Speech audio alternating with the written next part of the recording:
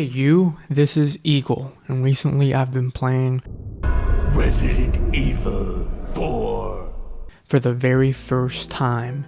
Resident Evil 4 was originally released on January 11th, 2005 for the Nintendo GameCube. It would later get released on the PlayStation 2, PlayStation 3, PlayStation 4, which is the system I've been playing this game on, PC, Xbox 360, Xbox One, Wii, and most recently the Nintendo Switch. Resident Evil 4 is one of the most critically acclaimed titles of all time. It currently ranks number 29 of the all-time scored video games by critics and ranks number 13 of the all-time scored video games by users on Metacritic. The game is loved by both critics and gamers alike.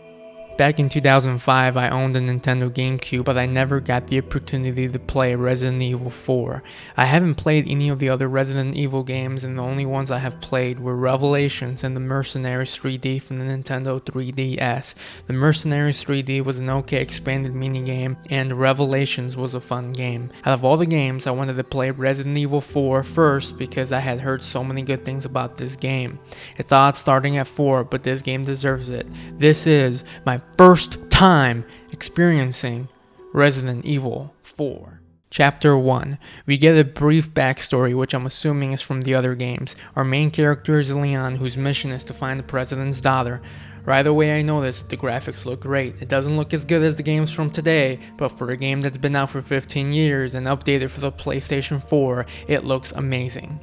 I'm moving around for the first time and I feel like a tank. I've heard other people call these the tank controls and they are not kidding. Moving forward is quick, moving backward, left and right is slow. It took me some time to get used to. The camera is also zoomed in on Leon so much that we are unable to see what's next to him or behind him. I thought this was an intelligent decision by the development team as it keeps the tension up and it makes you feel uneasy. I constantly felt like I had to check over my shoulder to make sure I was safe. Things get creepy quickly with my first encounter with one of the villagers. He's not a zombie, but yet he attacks me for no reason. This encounter is cool because I can understand Spanish and I know exactly what he says. I was wondering if you might recognize a girl in this photograph? ¿Qué carajo estás haciendo aquí? ¡Lárgate, cabrón! Next is the iconic village fight.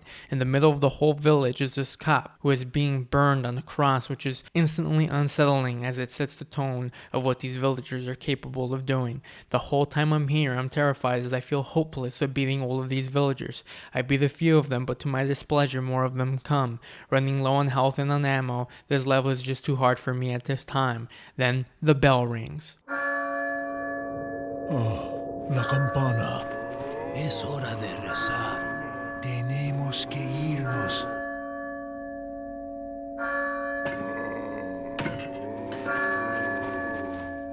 And all the villagers leave for the church. This bell saves me as I wasn't sure I could have killed all the villagers without them killing me first. I have a few ideas as to why this fight is so iconic. This is the first encounter of the game where you encounter a large group of enemies making you feel outclassed and outnumbered, regardless that you have a gun and they don't. Furthermore, this is their village. They know all the buildings and you don't. First time playing this, the village feels like a maze. I don't know where to go and I don't know where these villagers are going to appear. The game does a fantastic job of keeping up the mystery and keeping us guessing as to what the heck is really going on here. Luis tells us his name and that Ashley might be in the church. We almost get chopped up by this guy with an axe. Luis escapes and we have more questions than ever. What is the virus? Where is Ashley? Why is Luis here? Why is Luis not infected like everyone else? Why did Luis run away? I have more questions than Cell from Team 4 Star. Huh. What? How? Why?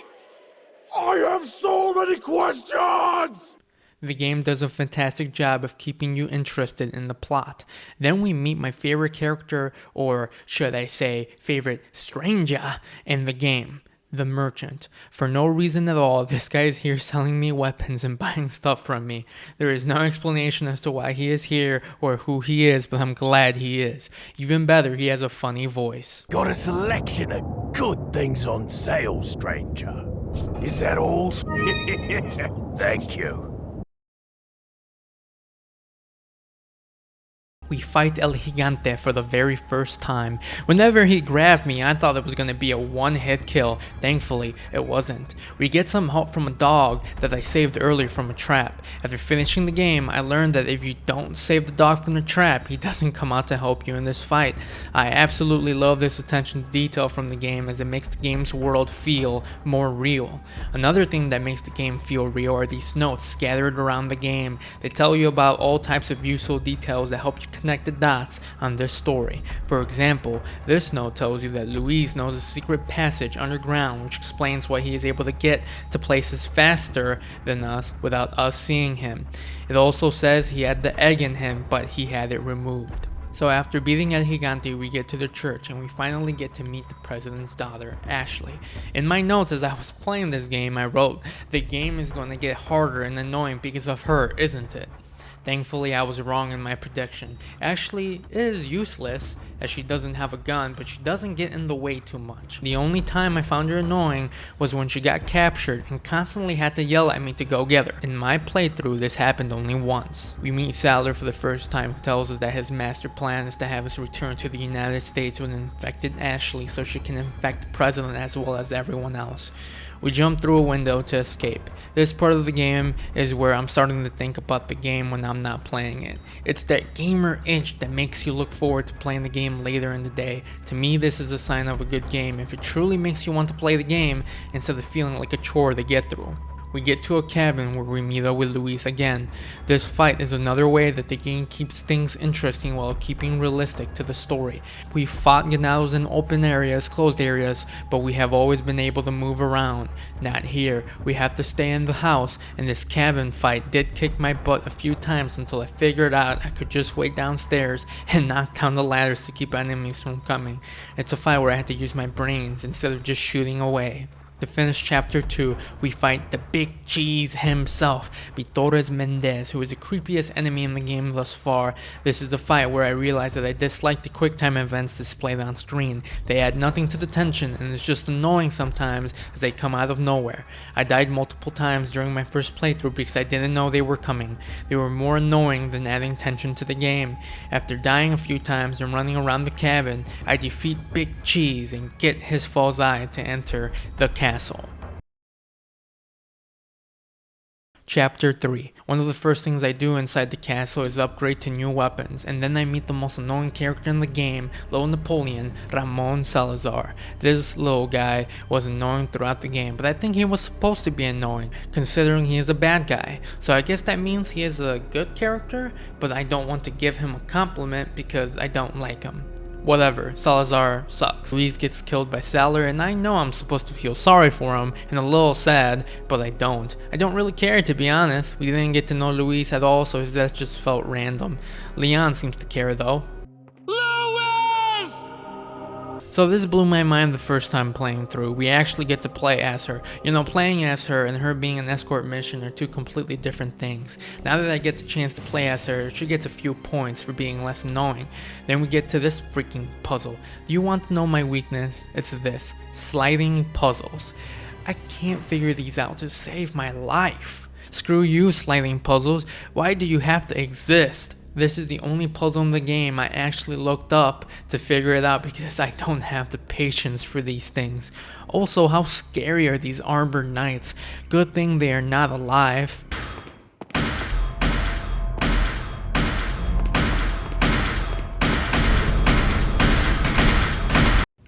No, God! No, God, please, no! No! No! No! I ran out of that room as quickly as I could. I think that's the most scared I've been in the castle thus far. Ashley reunites with Leon, and they do have a nice touching moment to close. Chapter 3. Chapter 4. We meet with Salazar, who traps us in a room with a ceiling that's about to crush us. We get out of there just in time when we come across a weird looking insect thing. I start to shoot at it, but it doesn't seem to be impacting it. Out of nowhere, these annoying flying insects come and they take Ashley away. This is like the third time she's been kidnapped in the game thus far. Then comes one of the most tense moments in the game. I'm walking along these corridors and we keep switching to a point of view of someone or something that is following us. There is no music, which makes things more creepy, and it feels like something is wrong here. It's quiet. It's too quiet. Then out of nowhere, I get the QuickTime event to dodge. I see the tail, but I don't see this thing. I look up to the ceiling, but I see nothing. I fear what I don't see. I turn the power on. I'm thinking this will trigger the monster to appear, but I see nothing yet. I'm nervous. I'm more nervous than I've ever been while playing this game thus far. I go to the door, and it tells me I have to wait for it to open. And that's when a monster reveals itself. Trapped between a locked door and the monster, I use my shotgun, but that doesn't work. I run away, but he's fast and is able to catch up. The door finally opens, but the monster delivers one final blow. I die at his feet. The monster's name is Verdugo, and honestly, I thought he was invincible. I thought he was meant to be an opponent where you just run away from. My first time playing this through, I didn't know what to do to him to stop him. I waited until the elevator got open, and I took my first opportunity to get the heck out of there when I was given it. It was only after I completed the game that I learned that Verdugo is beatable, and he is actually the toughest enemy in the whole game. This was a scary experience, and by this point I thought I was prepared for everything the game was going to throw at me. I was wrong. To my enjoyment, the game had a few more surprises up its sleeve. Leon has to go underground, and I get to the railroad cart level. This is where I realize what makes this genius game so special. The game constantly throws at you different situations that change the way you play. We fought ganados in a village, trapped inside a cabin, and now while you're on a moving railroad cart. Always interesting, always evolving. We meet with Salazar once again, and this time we actually get a hit on him. Nice throw, Leon. Salazar escapes again, but after going up to the top of the tower, we finally confront and fight Salazar. This has been 2 whole chapters of the castle building up to this. So how was it? It was really good, actually. Salazar transforms into this terrible looking freak. I died multiple times because of my failure to dodge the one-hit kills. The trick to him is to hit the eye of whatever this thing is to reveal Salazar's little body. The lower level of this location had a whole bunch of ammo and healing items, so I never once felt like I was going to run out. Out of all the boss fights thus far, this one feels like more action and less horror than all the fights that preceded it. Salazar's fight and the Verdugo encounter made me realize what makes Hoarder, well, Hoarder. It's the unknown, it's the feeling of uselessness. When I was fighting Verdugo, I didn't know what to do. I didn't know how to attack him. I didn't know how he was going to attack me. I didn't even know if he was beatable. There were a lot of unknowns. I felt useless. Counter that with Salazar. His weakness is obvious right away. It's his eye. Furthermore, there was a whole lower level with a significant amount of healing items, which made me realize that even if Salazar hits me, I can just run down here and heal. This isn't a critique on a Salazar boss fight. I loved both encounters. This is an observation of what made them different. Both were awesome. However, one was scary and the other was not. Chapter 5. We're nearing the end of the game now, and this is where the game gets a bit harder for me. Enemies are starting to do more damage than ever before, with them killing me rather quickly. After finishing the game, I researched and learned that this game has dynamic difficulty, meaning that the better you play, the harder the game gets. Either by adding more enemies, making them have higher attacker power, or by decreasing ammo from crates. However, if you play worse, the opposite happens. The game gets easier. I thought the dynamic difficulty was genius as it let me have a challenging time in the game, but not too hard where I'm left frustrated. I always died because it was my fault, except for the QuickTime events. Those things kinda suck. I enter a room that looks like it's meant to be for experiments. It's quiet. In the distance, I see a colorless being laying on the bed.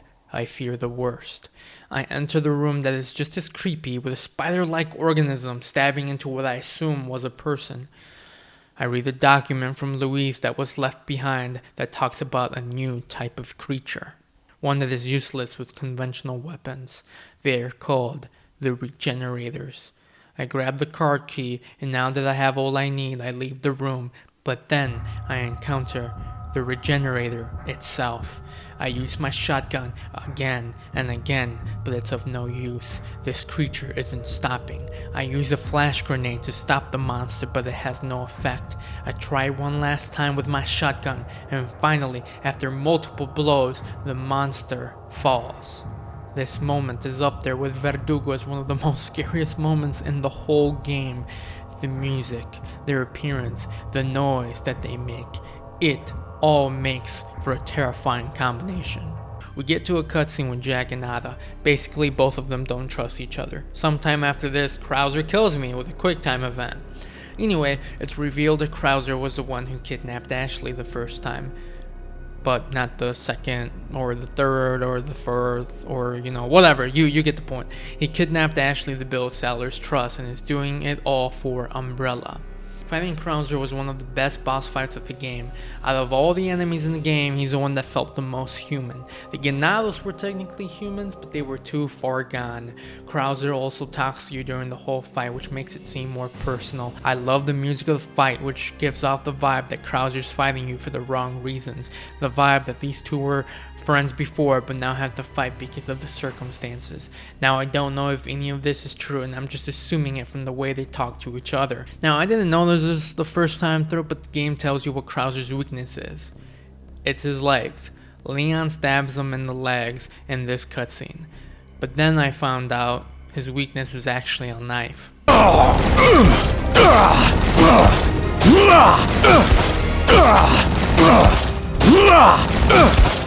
I thought this fight was awesome, and it could have been the final boss fight of the game. After this, I'm low on ammo and on healing items. I encounter these large numbers of enemies, and I'm wondering how the heck am I supposed to fight all of these guys. That's when our favorite Mike comes to the rescue. This was unexpected, and is another example of the game changing it up. Mike gets taken down by Sadler. Rest in peace, Mike. We get Ashley back with the help of Ada, and Sadler seems basically invincible. The end of the game is near.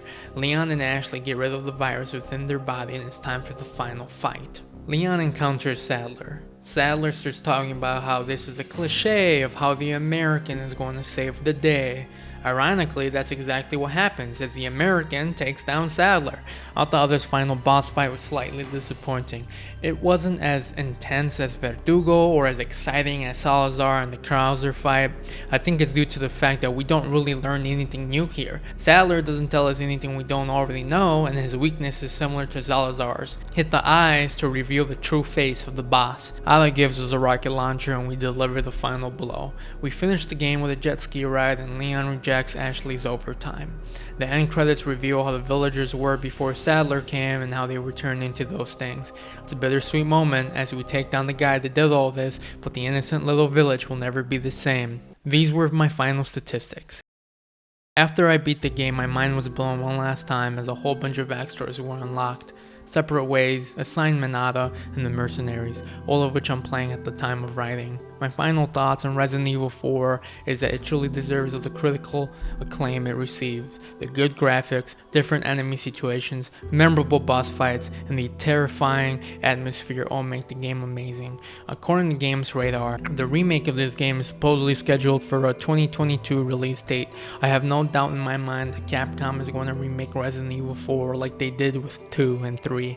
When it does come out, I'll gladly purchase it. Until then, I'm planning on playing those remakes and hope to make similar videos on those like I did with this one.